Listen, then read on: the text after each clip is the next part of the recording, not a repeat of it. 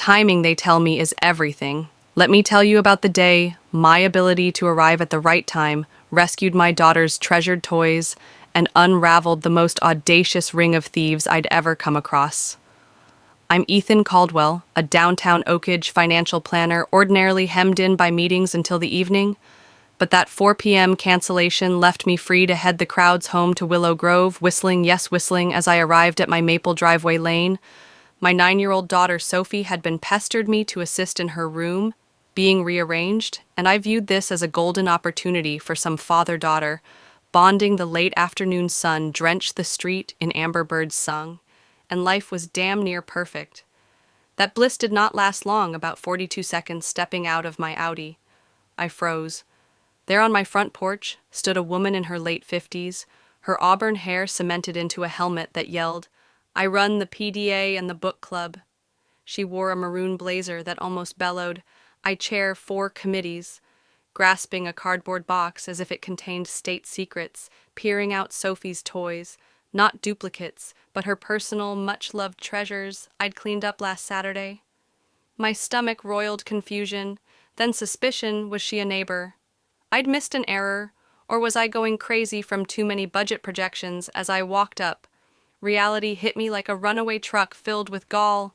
"Excuse me," I yelled, voice calm, but edged. "Can I help you?" The woman, let's call her Linda Vargas. Her smug face, pleading for the name, turned around her face, that of a fox caught in the henhouse, already spinning her getaway. Her eyes darted over me, a black man in a suit with that calculating scan I know too well, sizing me to be the victim in whatever story she'd spin. "Oh, hello," she cooed, her tone sweet enough to make a dentist gag. "I'm collecting donations for our temple charity drive." Such benevolence. She lifted the box as if it were a trophy of her virtue.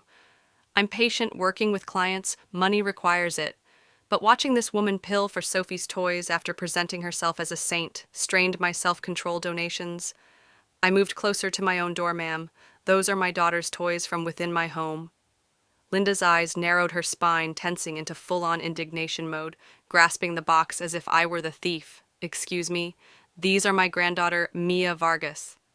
I'm getting back what was taken from her. The sheer nerve left me choke out a laugh, not amusing, but the kind that precedes a reckoning, caught red-handed she'd stolen from her kid. "Ma'am, set that box down and step away from my door," I instructed, grabbing my phone. "Those toys are Sophia's presents, some still tagged." Linda's face colored, not with shame, but rage.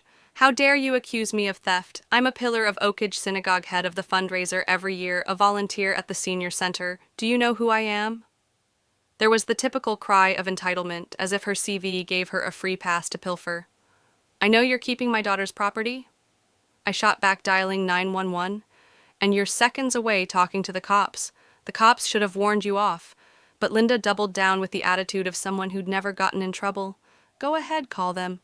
They'll realize I'm helping needy children, while you're stockpiling toys for the less fortunate." Her cerebral acrobatic shoplifting was caught too. The hero were on the verge of being awe-inspiring in their state of mind. The 911 operator answered, but before I could speak, Linda lunged, grabbing my phone like a quarterback taking a fumble. "Thank God you answered," she screamed into it. "I need help now. A man's threatening me, saying my granddaughter's toys belong to him, sneering at me when I went to get them." I remained jaw agape as she called my phone, reporting me for theft. Sophie's toys, the gall was otherworldly, like I'd crossed into a universe where theft was charity. "Ma'am, give me my phone," I insisted. Reaching, she dodged, grasping it like a grenade. "He's aggressive." "Hurry," my financial planner, calm, honed by clients blaming me for market dips, kicked in. "Ma'am," I said, adopting my client's soothing tone, "return my phone. Put down the box, we'll wait for the police, and sort this calmly." Linda pointed at me, still on the call. "See how he's manipulating me. Typical tactics these people use." These people landed like a slap, her bias neon lit to her. I wasn't Ethan Caldwell, dad and professional I. It was a stereotype daring to challenge her divine right to my stuff. She stood on my porch steps, making it appear as though I loomed cavernously, though I hadn't moved. "He's harassing our synagogue, blocking aid for poor kids," she informed the dispatcher, portraying me as a bigot. The dispatcher's voice penetrated. "Ma'am, I need to talk with the homeowner." Return the phone. Linda hesitated before giving it over with martyr-like reluctance. "Ethan Caldwell," I said. "I came home early and found this woman on my porch with my daughter's toys claiming they're charity donations. Or her granddaughters. They're Sophie's from my house. Do you know her? Never seen her. She says they're her granddaughters. But these are Sophia S.A. Trax's car. From her birthday, a Lego Harry Potter. Hogwarts set with her name on it, ma'am." The dispatcher addressed Linda. "The homeowner specific about these items. Can you describe their purchase?"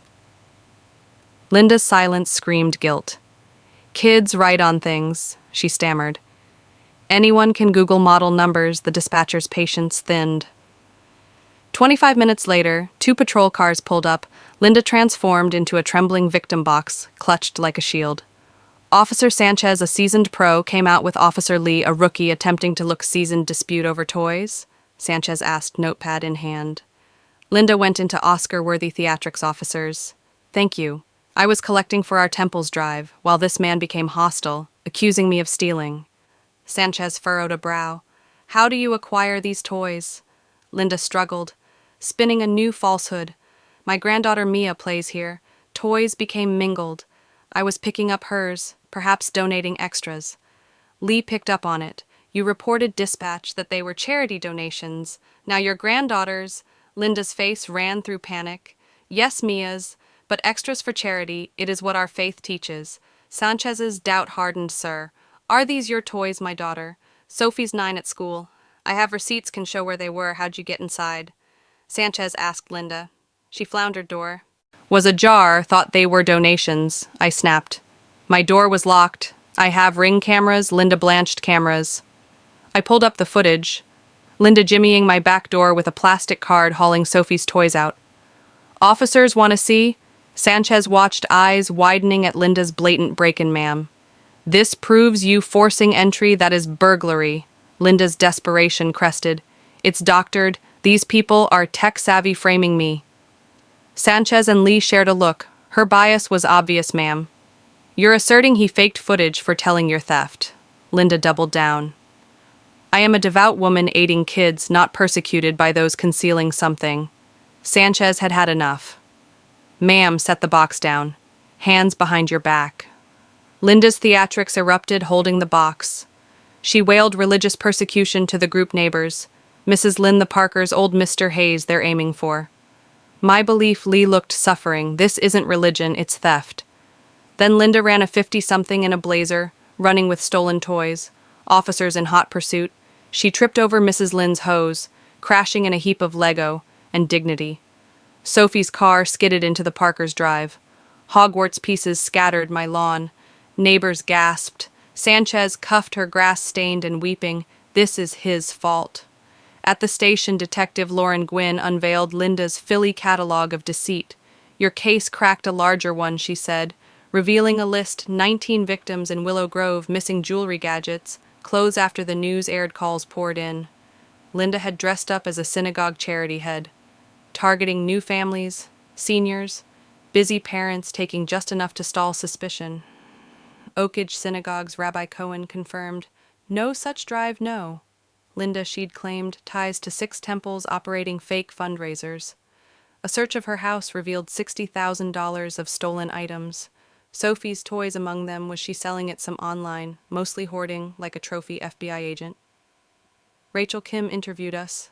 Linda's scam covers 4 states, 350 victims, $2.5 million worth of theft, a money-laundering ring disguised as resale.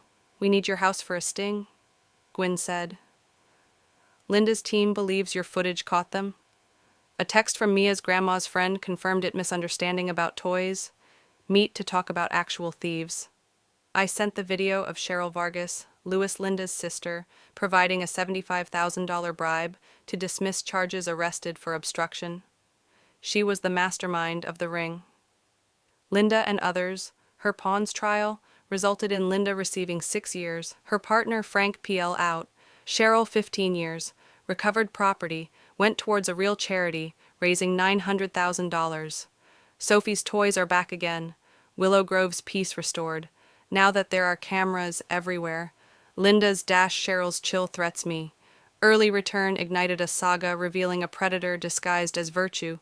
proving at times the better method of catching a thief is to be home when they least anticipate.